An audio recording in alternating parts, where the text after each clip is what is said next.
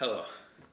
Um, it's been a long time since I posted a video. I think it's been about a year, like a year and a month. I think the last video I posted, I was making cookies or something. I don't know. I have to go check. But yeah, I just wanted to make a video, kind of talking about what life is like right now and why I chose the career that I did. Because it's confusing to a lot of people, and it's also confusing to me. Currently, right now, I have no idea what's going on. And no, I'm not sponsored by Coke. Honestly, I should probably sue them instead. They gave me kidney stones back in the day, and those were kind of painful. They hurt bad. But anyways,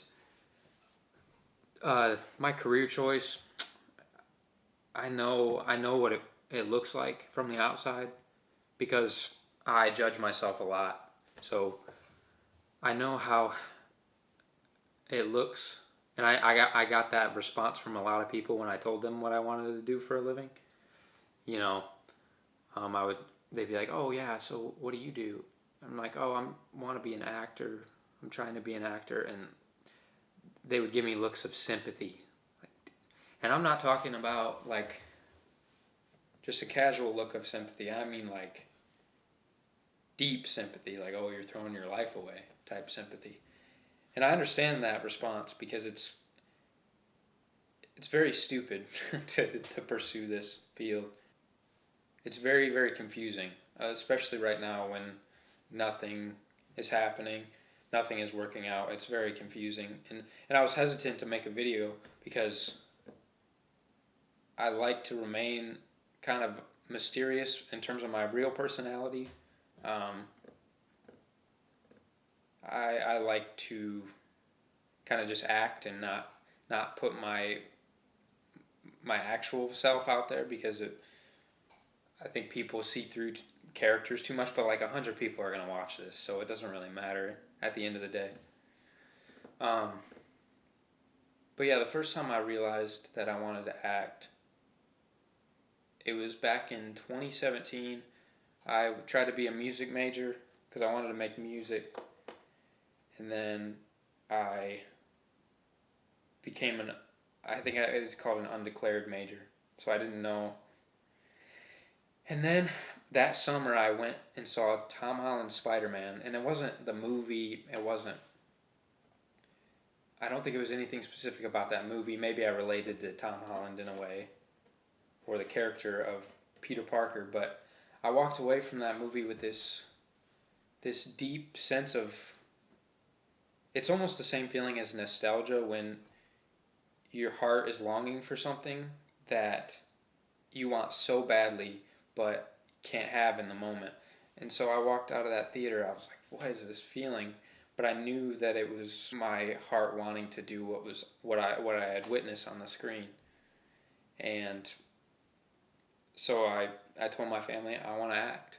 And so I went to back to college that semester, and there was a play, A Christmas Carol. There were auditions for A Christmas Carol, so I was like, I'm gonna audition for that, and whatever happens, happens. And going to that audition was probably the one of the hardest things I've ever had to do, mentally.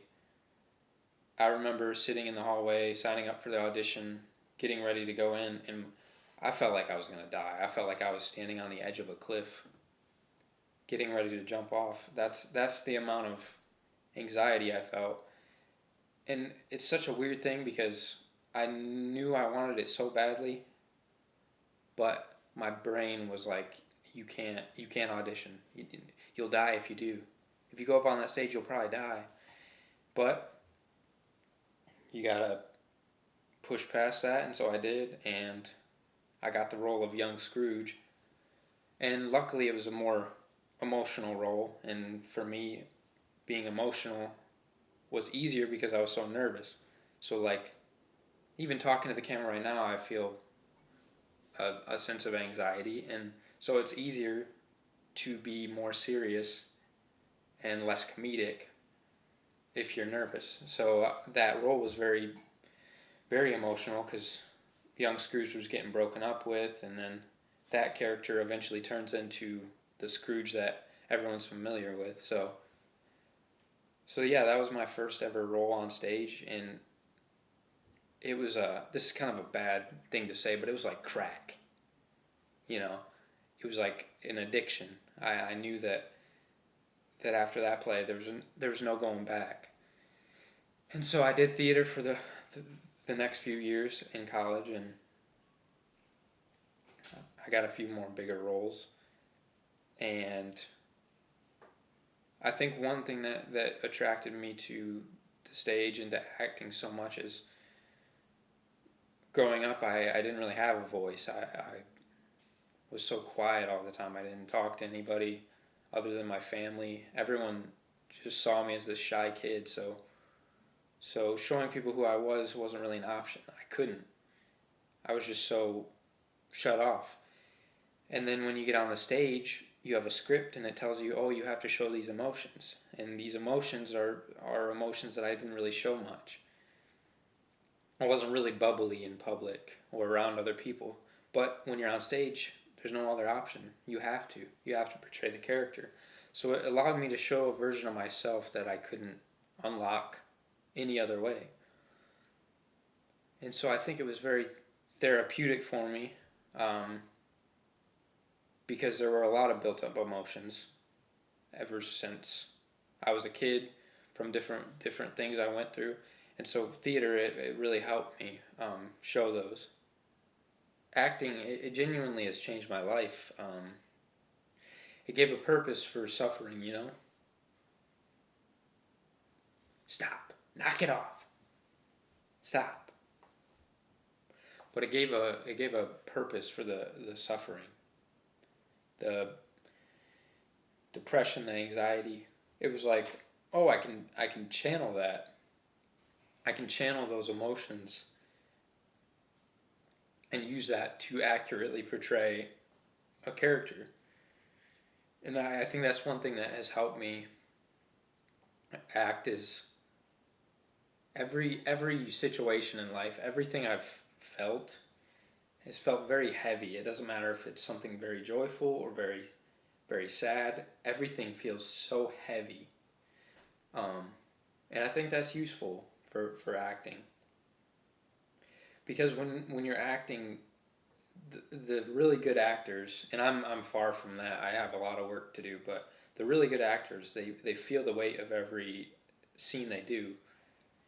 Like telling the truth in a scene isn't an option. It's moral. If you want to be true to something, you have to portray it. You have to root it in the reality, and you just have to. And so I think a lot of the reason good actors are so emotional and you see a lot of the actors struggle mentally is because they do feel those emotions so heavily. And so yeah, acting changed my life. It allowed me to give purpose to the struggles I was going through. And yeah, so throughout college I did a lot of shows. And then after college, COVID hit.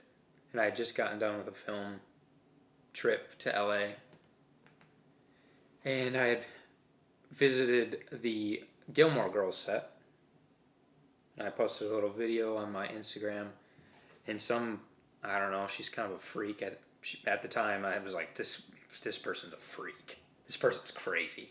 Who is this girl? She messaged me and said, man, I'm so jealous. She messaged me on Instagram, and I started talking to her, and her name was Tressa. And so I moved to Lincoln. And then a year went by, and then we got married.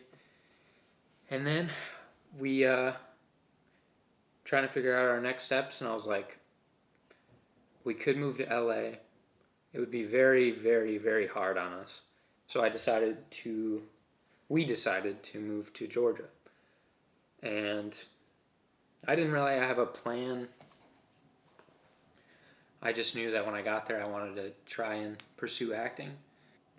And it was a couple months of just nothing. I was like, I have no idea what I'm doing. Like, what am I supposed to do? Am I supposed to, like, run around the street saying, I want to act. And someone would just pick me up and take me to a giant studio, and then I'd sign a multi-million-dollar contract, and then I'd be forever set. I thought that's what would happen, you know? But I don't know how I ended up applying for it, but I got this email, and it looked like such a scam. Like, I'm so lucky that I didn't get picked up and just kidnapped and never heard from again, because it looked so sketchy. It was this giant email that said, you have just been accepted as one of Channing Tatum's NASA employees. I'm like, what are you talking about? That sounds so scammy. But I responded to it, and I'm like, hey, if this is the way I go out, at least I thought it was going to be something cool. And so I went to the costume fitting, and they gave me like a haircut. They paid me to get a haircut. And then there was like astronaut costumes and like legit costumes. I'm like, oh, I think this might be real. And then we had our first like filming date, and I went, and Channing walked through the door, and then Scarlett Johansson walked through the door. I was like, what in the world? This is real. The past 3 years have been full of moments like that, where it was very, very surreal. Got to witness a lot of cool things. Something cool I got to witness comes out on the 26th of November. I probably am not allowed to say what, but you guys can figure that one out. But you know what I'm saying? But yeah, the past 3 years have been full of experiences like that. But it has all been background. And background, there's nothing wrong with background acting. It provided me with some income the past 3 years. But ultimately, it wasn't what I wanted to do. I wanted to be creative. I wanted to have a voice. And it was kind of the opposite. So it was very, very cool. But there were moments where it was very hard, because you would show up to set and you would sit around all day long, and then you would go on to set, you walk in the background really quickly, and then you get to watch the actors do what you have wanted to do for so long. And I'm very, very thankful. Don't get me wrong. I'm so thankful that I got to witness a lot of the films I was on, but it was hard at the same time, because I had no creative control. Like I said, I had to watch other people do what I wanted to do. And then also on top of that, I was dealing with some health stuff. And I won't get into it too specifically, because it's kind of too much information. But I've dealt with pain every single day of my life for the past 3 years. And it's been on and off. You know, the pain has gotten better sometimes, and then gets worse. But like when the pain is bad, when the pain is bad, it's really hard. And it's like, I'm gonna be okay. It's not. Thank the Lord, it's not life-threatening. But the pain is really bad, and it makes it very hard to exist. One of the hardest things the past few years has been the guilt of not working a normal job, not making a consistent income. And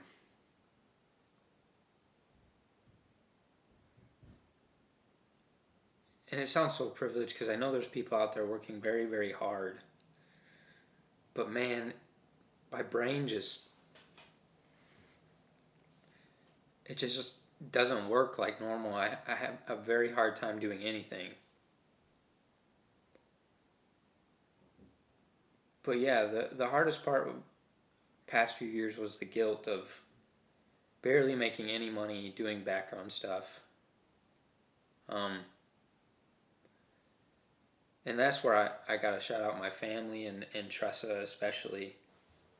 I have not felt like a worthy human being the past few years. It feels like, and especially right now, because There's so many other people who are my age who have done amazing things and who are doing amazing things. And I'm just not that. I'm not there yet, and it's really hard. But Tressa has been, man, stop getting emotional, stop. I think that helps when I yell at myself like that. I think that helps. I probably look psychotic on camera, but that kind of helped. Yeah, Tressa. I don't think there's many other human beings. Um,